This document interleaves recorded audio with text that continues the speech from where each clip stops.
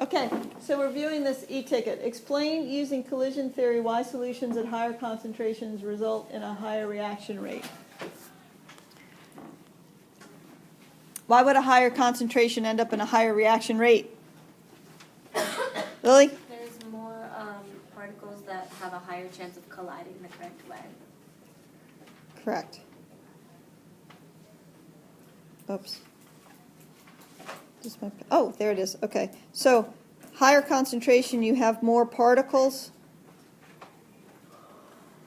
Can you guys read that? More particles? Jeez. So there's more collisions. If you have more collisions, you have more effective collisions. Okay?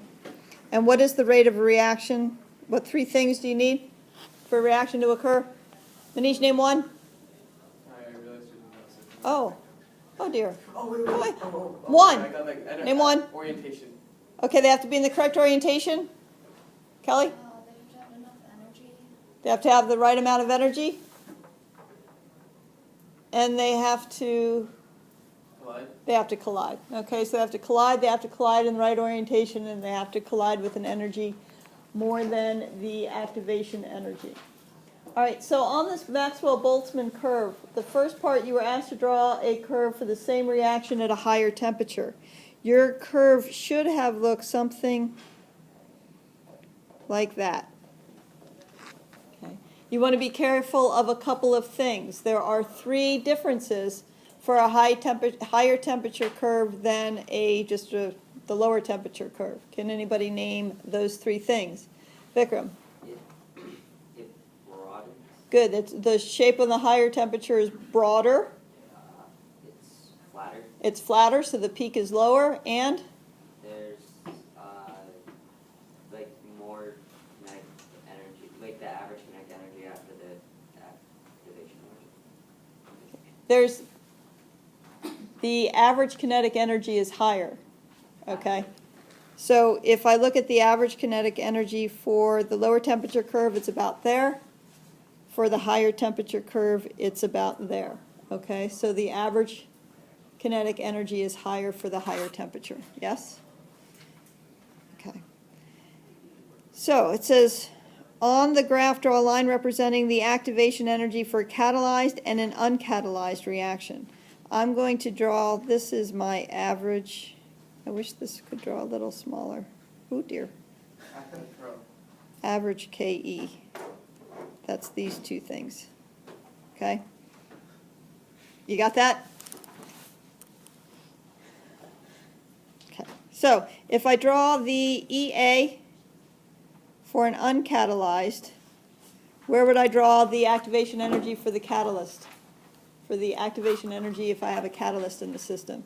Next. Somewhere to the left. Somewhere to the left. Good. Okay. And this is uncat.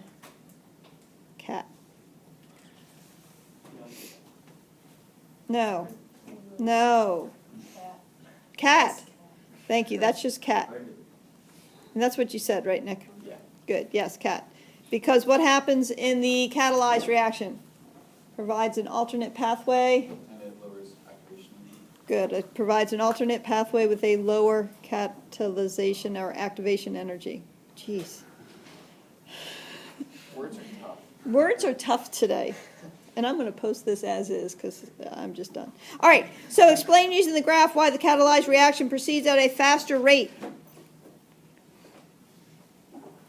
Because there are? Because they're lower kinetic energy.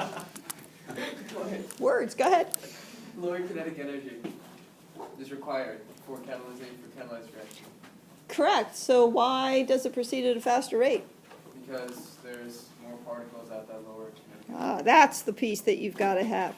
Remember, for a uncatalyzed, that is my proportion of particles that have the correct energy. For a catalyzed, I'm going to add all of these in there as well. Okay? And hopefully you see the same kind of thing with the higher temperature versus the lower temperature. Right?